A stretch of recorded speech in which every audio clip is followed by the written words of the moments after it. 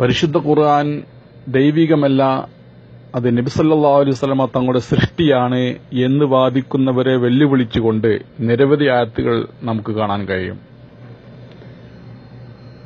ഖുർആനിന് തുല്യമായ ഗ്രന്ഥമോ അല്ലെങ്കിൽ അതിലെ ആയത്തിന് തുല്യമായ ആയത്തെങ്കിലുമോ കൊണ്ടുവരാൻ അവിശ്വാസികളെ വെല്ലുവിളിക്കുന്ന ആയത്തുകൾ ഏവ എന്നാണ് രണ്ടാമത്തെ ചോദ്യത്തിൽ ഉള്ളത്.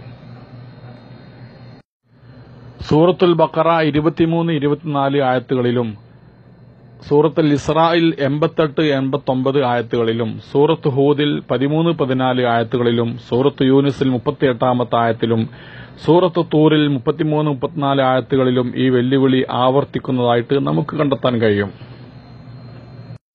ആദ്യമായിട്ട് നമുക്ക് സൂറത്തുൽ ഇസ്രായിൽ അള്ളാഹുവിന്റെ വെല്ലുവിളി എങ്ങനെ നമുക്ക് പരിശോധിക്കാം. അൽ ഇസ്രായി 88 ആയത്തിൽ അല്ലാഹു തആല പറയുന്നു, ബിസ്മില്ലാഹിർ റഹ്മാനിർ റഹീം, ഖുൽ ലഇൻ ഇജ്തമഅത്തിൽ ഇൻസു വൽ ജിന്നു അലാ അൻ യഅതൂ ബിമിസ്ലി ഹാദൽ ഖുർആനി ലാ യഅതൂന ബിമിസ്ലിഹി വലൗ കാന ബഅ്ളുഹും ലിബഅ്ളിൻ ലഹീറാ. ഓ പ്രവാചകരെ പറഞ്ഞുകൊള്ളുക, ഖുൽ ലഇൻ ഇജ്തമഅത്തിൽ ഇൻസു വൽ ജിന്നു അലാ അൻ യഅതൂ ബിമിസ്ലി ഹാദൽ ഖുർആൻ, മനുഷ്യനും ജിന്നുവർഗവും മുഴുവൻ ഒരുമിച്ച് കൂടിയാലും അലാ അൻ യഅതൂ ബിമിസ്ലി ഹാദൽ ഖുർആൻ, ഈ ഖുർആനോട് തത്തുല്യമായിരിക്കുന്ന ഒരു ഗ്രന്ഥം കൊണ്ടുവരാൻ വേണ്ടി അവർ ഐക്യപ്പെട്ടാലും ലാ യഅതൂന ബിമിസ്ലിഹി, അതിനോട് തുല്യമായിരിക്കുന്ന ഒരു ഗ്രന്ഥം രചിച്ചു കൊണ്ടുവരാൻ അവർക്ക് സാധ്യമല്ല. വലൗ കാന ബഅ്ളുഹും ലിബഅ്ളിൻ ലഹീറ, അവർ പരസ്പരം സഹായികളായാൽ തന്നെ അവർക്ക് ഇതിനോട് തുല്യമായ ഗ്രന്ഥം കൊണ്ടുവരാൻ സാധ്യമല്ല എന്ന് അല്ലാഹു തആല അസന്നിഗ്ധമായി പ്രഖ്യാപിക്കുകയാണ്. ഇവിടെ അല്ലാഹു തആല പറഞ്ഞത് ഖുർആനോട് തുല്യമായ ഗ്രന്ഥം കൊണ്ടുവരാനാണ്. ആ വെല്ലുവിളി ആവർത്തിച്ച് അതിനെ ഏറ്റെടുക്കാൻ ധൈര്യമുള്ള അറബി സാഹിത്യ സാമ്രാട്ടുകളിലെ ഒരാൾക്ക് പോലും മുന്നോട്ട് വരാൻ സാധിച്ചിട്ടില്ല. ഖുർആൻ മനുഷ്യനിർമ്മിതമാണെന്ന് പറയുന്നവരെ വെല്ലുവിളിച്ചുകൊണ്ട് ഖുർആനിൽ പല സ്ഥലങ്ങളിലും അല്ലാഹു തആല ഘട്ടം ഘട്ടമായ രീതിയിൽ വെല്ലുവിളി ആവർത്തിക്കുന്നുണ്ട്.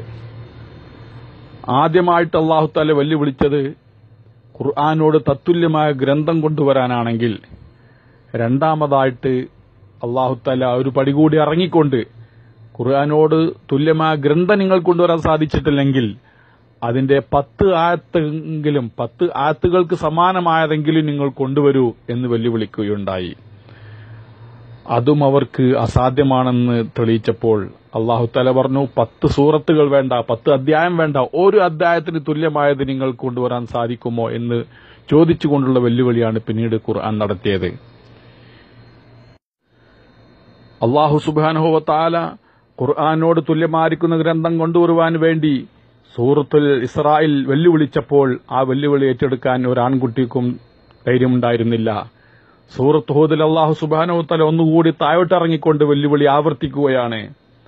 ബിസ്മില്ലാഹിർ റഹ്മാനിർ റഹീം, അം യഖൂലൂന ഇഫ്തറാഹ് ഖുൽ ഫഅതൂ ബിഅശ്രി സുവരിൻ മിസ്ലിഹി മുഫ്തറയാത്തിൻ വദ്ഉ മൻ ഇസ്തതഅതും മിൻ ദൂനില്ലാഹി ഇൻ കുൻതും സാദിഖീൻ.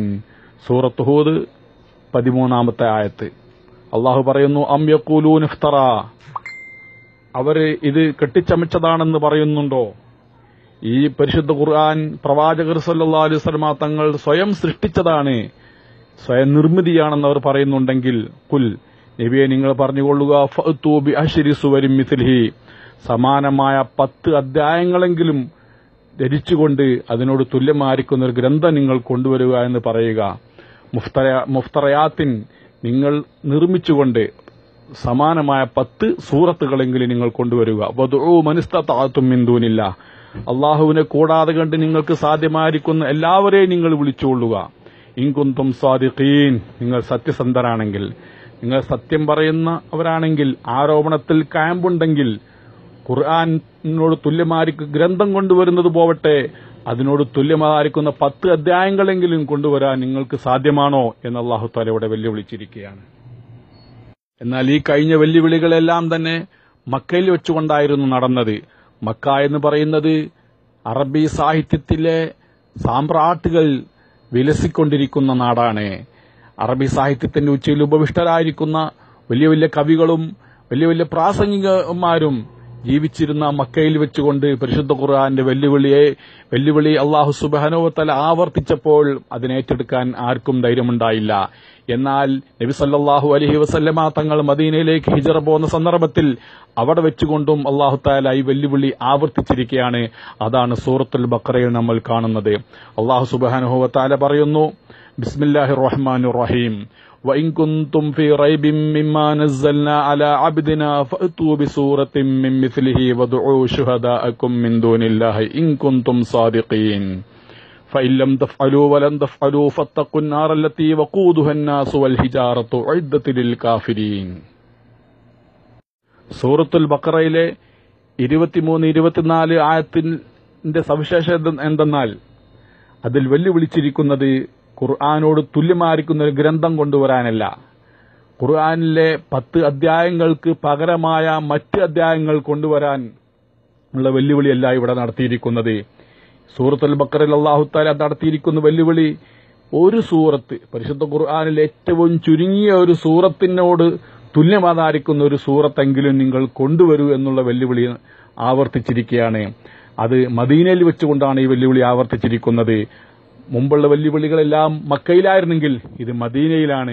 മദീനയിൽ പോലും ആർക്കും ഈ വെല്ലുവിളി ഏറ്റെടുത്ത് മുന്നോട്ട് വരാൻ ധൈര്യമുണ്ടായിട്ടില്ല എന്നുള്ളത് ചരിത്രത്തിലെ ഒരു യാഥാർത്ഥ്യമാണ്. തുടർന്ന് അല്ലാഹു തആല പറയുന്നു, ഫഇല്ലം തഫ്അലൂ വലൻ തഫ്അലൂ ഫത്തഖുന്നാർ ലത്തി വഖൂദുഹൻ നാസു വൽ ഹിജാറത്തു ഉഇദ്ദത് ലിൽ കാഫിരീൻ. ഫഇല്ലം തഫ്അലൂ, ഓ സത്യനിഷേധികളെ, പരിശുദ്ധ ഖുർആൻ പ്രവാചകരുടെ സൃഷ്ടിയാണെന്ന് പറയുന്ന, പ്രവാചകൻ കെട്ടിച്ചമച്ചതാണെന്ന് പറയുന്നതായ ആളുകളെ, നിങ്ങൾ ഈ ഖുർആനിന്റെ വെല്ലുവിളി ഏറ്റെടുത്ത് നിങ്ങൾക്ക് മുന്നോട്ട് വരാൻ സാധിച്ചിട്ടില്ലെങ്കിൽ, പരിശുദ്ധ ഖുർആനോട് തുല്യമായ ഗ്രന്ഥം കൊണ്ടുവരാൻ നിങ്ങൾക്ക് സാധിച്ചിട്ടില്ലെങ്കിൽ, പോവട്ടെ പരിശുദ്ധ ഖുർആനിലെ 10 അധ്യായങ്ങൾക്ക് തുല്യമായിരിക്കുന്ന 10 അധ്യായങ്ങളെങ്കിലും നിങ്ങൾക്ക് കൊണ്ടുവരാൻ സാധിച്ചിട്ടില്ലെങ്കിൽ, പോവട്ടെ അതിനോട് തുല്യമായിരിക്കുന്ന ഒരു അധ്യായത്തിനോട് തുല്യമായിരിക്കുന്ന അധ്യായമെങ്കിലും നിങ്ങൾക്ക് കൊണ്ടുവരാൻ സാധിച്ചിട്ടില്ലെങ്കിൽ വലൻ തഫ്അലൂ, ഇനി നിങ്ങൾക്കൊരിക്കലും അതിന് സാധ്യമല്ല തന്നെ. ഫത്തഖുന്നാർ, അതുകൊണ്ട് നരകം നിങ്ങൾ സൂക്ഷിക്കുക. ഈ വാദവുമായി നിങ്ങൾ മുന്നോട്ട് പോവുകയാണെങ്കിൽ, പരിശുദ്ധ ഖുർആന്റെ അമാനുഷികത, അതിന്റെ ദൈവികത അംഗീകരിച്ചുകൊണ്ട് അതിന്റെ അനുയായികളായി അള്ളാഹുവിന്റെ ഇഷ്ടദാസനാവാനുള്ള ശ്രമം നിങ്ങൾ നടത്തിയിട്ടില്ലെങ്കിൽ, ഫത്തഖുന്നാർ അല്ലത്തി വഖൂദുഹൻ നാസു വൽ ഹിജാറ, മനുഷ്യനെയും കല്ലുകളെയും കത്തിക്കപ്പെടുന്നതായ നരകത്തെ നിങ്ങൾ കാത്തുകൊള്ളുക. ആ നരകം ഉഇദ്ദത് ലിൽ കാഫിരീൻ, സത്യനിഷേധികൾക്ക് വേണ്ടി, ഇത്തരത്തിലുള്ള സത്യനിഷേധികൾക്ക് വേണ്ടി തയ്യാർ ചെയ്യപ്പെട്ടിരിക്കുന്നതാണ് ആ നരകം. അത്തരത്തിലുള്ള നരകം നിങ്ങൾ കാത്തു സൂക്ഷിച്ചു കൊള്ളണമെന്നുള്ള താക്കീതോടുകൂടിയാണ് അല്ലാഹു തആല ഈ വെല്ലുവിളി അവസാനിപ്പിക്കുന്നത്. ഇത്രയും വിവരിച്ചതിൽ നിന്ന് 2 കാര്യം നമുക്ക് നിസ്സംശയം ബോധ്യപ്പെടുകയാണ്. ഒന്ന്, പരിശുദ്ധ ഖുർആന് പകരം വെക്കാൻ ഈ ലോകത്ത് ഖുർആൻ മാത്രമേയുള്ളൂ. മറ്റൊരു ഗ്രന്ഥവും പരിശുദ്ധ ഖുർആന് പകരം വെക്കാനില്ല. അറബി ഭാഷയിലുമില്ല, അനറബി ഭാഷയിലുമില്ല. കാരണം ഖുർആൻ തത്തുല്യമായിരിക്കുന്ന ഒന്ന് കൊണ്ടുവരാൻ വെല്ലുവിളിക്കപ്പെട്ടത് ശരിയായ അറബികളെയായിരുന്നു, ശുദ്ധ അറബികളെയായിരുന്നു, സാഹിത്യ സാമ്രാട്ടുകളെയായിരുന്നു. അവർക്ക് അറബിയിൽ പോലും ഒരു തുല്യമായ ഗ്രന്ഥം കൊണ്ടുവരാൻ സാധിച്ചിട്ടില്ലെങ്കിൽ അത് അറിയിക്കുന്നതെന്താണ്? പരിശുദ്ധ ഖുർആനിന് മറ്റിതര ഭാഷകളിൽ അതിന്റെ ശരിയായ ആശയം ഫലിപ്പിക്കാൻ തീരെ സാധ്യമല്ല എന്നുള്ളതല്ലേ? അറബിയിൽ തന്നെ ഖുർആന്റെ ആശയങ്ങളെ പ്രതിഫലിപ്പിക്കാൻ മറ്റ് അറബി വാക്യങ്ങൾക്കോ അറബി സാഹിത്യത്തിനോ സാധ്യമല്ലെങ്കിൽ മറ്റ് ഭാഷകളിലുള്ള ഖുർആന്റെ തർജ്ജമകൾ ഖുർആന്റെ പകരം വെക്കാൻ പറ്റുമോ ഇല്ലയോ എന്നുള്ള സത്യവും കൂടി നാം ഇതിനോടുകൂടെ മനസ്സിലാക്കണം. പരിഭാഷകൾ ഖുർആന്റെ ആശയങ്ങളും അധ്യാപനങ്ങളും മനസ്സിലാക്കി തരാൻ ഉപകാരപ്പെടുമെങ്കിലും അത് ഖുർആനോട് തുല്യമാണെന്നോ അതിന് പകരം വെക്കാൻ പറ്റുന്ന ഒന്നാണെന്നോ ഒരിക്കലും ഗണിച്ചു പോകരുതെന്നുള്ള ഒരു ഉത്തമ പാഠമാണ് നമുക്കിതിലൂടെ കിട്ടുന്ന ഒരു കാര്യം. മേൽപ്പറയപ്പെട്ട ആയത്തുകളിലൂടെ അല്ലാഹു സുബ്ഹാനഹു വ തആല ഖുർആനോട് തത്തുല്യമായിരിക്കുന്ന ഗ്രന്ഥം കൊണ്ടുവരാൻ വെല്ലുവിളിച്ചിരിക്കുന്നത് ഒരു മനുഷ്യവർഗത്തിനോട് മാത്രമായിരുന്നില്ല, ജിന്നി വിഭാഗത്തിനോടും. വദ്ഉ മൻ ഇസ്തതഅതും മിൻ ദൂനില്ലാഹി, അള്ളാഹുവിനെ കൂടാതെ നിങ്ങൾക്ക് സാധ്യമാകുന്ന എല്ലാ വിഭാഗത്തെയും നിങ്ങൾ കൂട്ടിക്കൊള്ളുക എന്ന് പറഞ്ഞുകൊണ്ട് എല്ലാ വിഭാഗത്തെയും ഒരുമിച്ച് കൂട്ടി സംയുക്തമായിട്ട് പോലും നിങ്ങൾ ശ്രമിച്ചാൽ ഖുർആനോട് തുല്യമായ ഗ്രന്ഥം കൊണ്ടുവരാൻ സാധ്യമല്ല എന്നുള്ളതാണ്. അപ്പോൾ ഖുർആനെ കുറിച്ചുകൊണ്ട് അതിന്റെ അമാനുഷികത എന്ന് പറയുമ്പോൾ അതിന്റെ അർത്ഥം ഒരു മനുഷ്യനിക്ക് അസാധ്യമായത് എന്ന അർത്ഥത്തിലല്ല, ദൈവീകമായത് എന്ന അർത്ഥത്തിലാണ് എന്നുള്ളതും കൂടി നാം ഇതിനോട് ചേർത്ത് വായിക്കേണ്ടതാണെന്ന് കൂടി ഓർമ്മപ്പെടുത്തുന്നു.